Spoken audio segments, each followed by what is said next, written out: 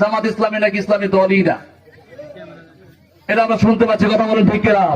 আমরা এটাও বলে আসলাম, জামাত ইসলামী যদি ইসলামী দল না হয় তাহলে আল্লামা সাঈদী সাহেব 13 বছর জেল কেটেছে।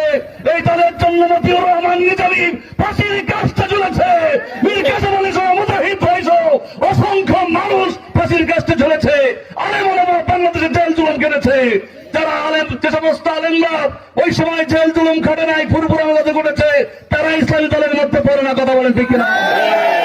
আমাদের সাথে যারা শরীক ইসলামী দল, আল্লামা মামুনুল হক যিনি জেল কেটেছেন, তিনি আমাদের সাথে আছেন। কথা বলেন ঠিক কিনা? নিজামী ইসলাম আমাদের সাথে আছে, খেলাফত মজলিস আছে আমাদের সাথে, খেলাফত আন্দোলন আছে। সুতরাং সমস্ত গতিধারার ইসলামী কাওমি অঙ্গনের আলেম ওলামা আমাদের সাথে আছে। কথা বলেন ঠিক কিনা? সুতরাং বিভ্রান্ত হবেন না। এইবার সুযোগ আসছে নতুন বাংলাদেশ গড়ার। এইবার যদি আমরা ভুল করি তাহলে বাংলাদেশ বিপদে চলে যাবে। কথা বলেন ঠিক কিনা?